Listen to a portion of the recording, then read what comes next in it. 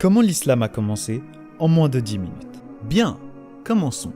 Tout d'abord, remontons le temps jusqu'à un endroit très lointain dans une époque très lointaine. La Mecque, en Arabie, en l'an 570. La Mecque est importante pour deux raisons. Premièrement, la Kaaba, un édifice consacré à l'adoration d'Allah subhanahu wa ta'ala. Deuxièmement, la naissance du prophète sallallahu alayhi wa sallam. Mais il y a un problème. Nous en reparlerons plus tard dans la vidéo, mais pour l'instant, voici son prénom en arabe.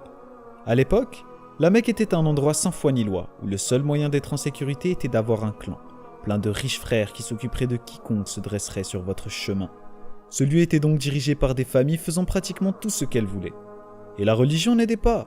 À cette époque, la Kaaba était entourée de 360 idoles qui ne pouvaient rien pour personne. C'était difficile d'y grandir, si comme le prophète sallallahu alayhi wa sallam, vous n'étiez qu'un pauvre orphelin ne croyant qu'en un seul et unique Dieu. Un seul et unique Dieu appelé Allah, le Seigneur de l'univers. Le père du prophète sallallahu alayhi wa sallam était mort avant sa naissance, et sa mère mourut quand il n'avait que 6 ans. Il fut donc adopté par son grand-père, Abdul Muttalib, puis par son oncle Abu Talib, qui inspirait le respect auprès des grandes familles de la Mecque. Le prophète sallallahu alayhi wa sallam était donc en sécurité, ou du moins pour l'instant. Il travailla d'abord en tant que berger, avant de devenir plus tard un commerçant aguerri en achat et revente de biens. Quand il travailla pour une riche veuve du nom de Khadija, elle fut si impressionnée par son honnêteté et ses compétences qu'elle le demanda en mariage. Un mariage lui apportant soutien et sécurité. Chaque année, durant le mois du Ramadan, il se déroulait une grande fête autour de la Kaaba, durant laquelle les gens faisaient des sacrifices pour leurs idoles. Le prophète sallallahu alayhi wa sallam la détestait, alors il allait se réfugier dans une grotte en haut des montagnes, en dehors des villes, pour y méditer. Une nuit, alors qu'il y méditait, l'ange Jibril alayhi salam se dressa face à lui et lui dit « Lis ».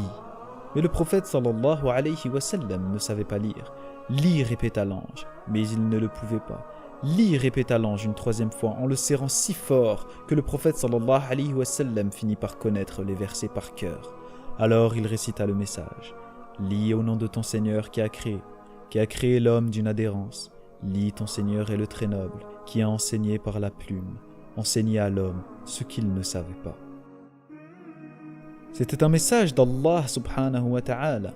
Dieu lui parlait exactement comme il parlait au prophète qui l'avait précédé, ce qui faisait de lui un prophète, alayhum salam ajma'in. Le message fut transmis durant la suite de la vie du prophète sallallahu alayhi wa sallam.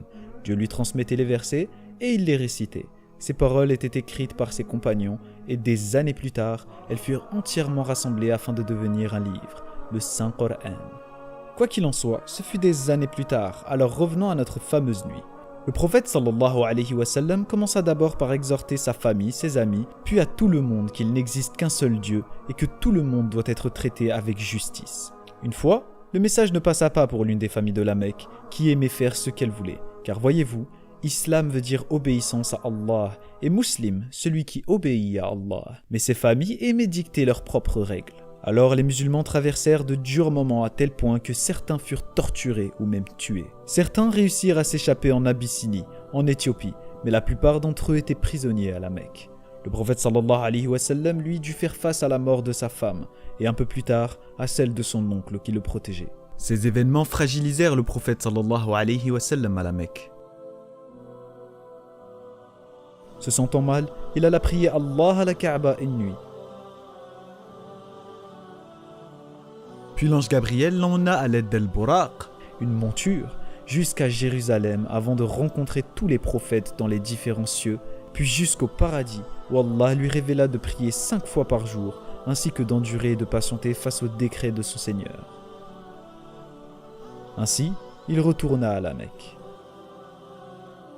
Cette nuit prit le nom du voyage nocturne. Que ce soit une simple vision ou un voyage astral, tous les musulmans y croient. Et cela apporta un grand bien au prophète sallallahu alayhi wa sallam, surtout pour les difficultés qui allaient suivre. Puis il y avait cette cité appelée Yathrib. Les gens avaient entendu parler du prophète sallallahu alayhi wa sallam et ils l'invitèrent à se joindre à eux, lui et ceux qui l'avaient suivi parmi ses fidèles. Les musulmans partirent donc de la Mecque et firent une dangereuse traversée dans le désert jusqu'à Yathrib. Le prophète sallallahu alayhi wa sallam resta avec quelques compagnons à la Mecque jusqu'à ce que chaque musulman soit sorti, puis ils planifièrent leur départ. Mais les riches familles de la Mecque ne voulaient pas qu'ils vivent. Pour le tuer, chaque famille envoya un assassin de sa tribu durant la nuit, mais il n'était déjà plus là quand ils entrèrent dans sa maison au petit matin. Des chasseurs de primes furent envoyés pour le traquer, mais le prophète sallallahu alayhi wa sallam et son meilleur ami Abu Bakr radiyallahu anhu s'en allèrent ensemble jusqu'à Yathrib, mais les traqueurs étaient prêts à tout pour la récompense. Plus tard, ils réussirent à entrer sains et saufs à Yathrib, qui fut renommé Médine pour cette occasion. Mais les problèmes du prophète sallallahu alayhi wa sallam n'étaient pas terminés. 3 grandes guerres éclatèrent entre les musulmans de Médine et les idolâtres de la Mecque. La première était Badr, où le prophète sallallahu alayhi wa sallam et seulement 313 hommes firent face à pas moins de 1000 soldats mécois. De façon miraculeuse, les musulmans l'emportèrent, puis il y eut la bataille du mont Uhud, qui ne se déroula pas comme prévu. Certains des hommes du prophète sallallahu alayhi wa sallam lui désobéirent et ouvrirent une brèche dans les défenses musulmanes. Puis il y eut la bataille des tranchées. Médine était protégée par les montagnes dont 3 de ses côtés.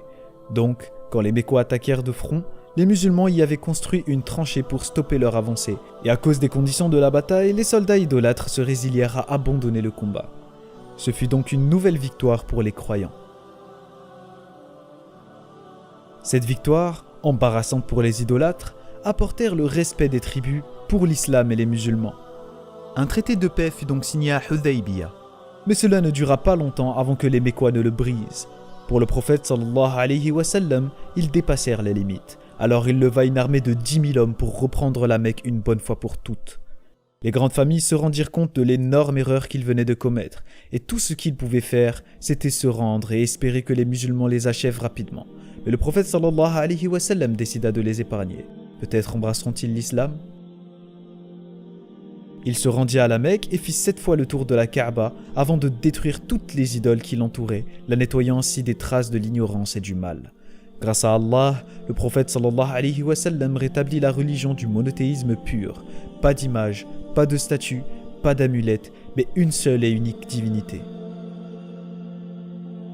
Allah, le Seigneur de l'univers, le Créateur qui n'a pas été créé, celui qui n'a besoin de personne, mais dont tout le monde a besoin, celui qui est au-dessus de tout et que personne n'égalisera jamais, Dieu, le tout miséricordieux, le très miséricordieux.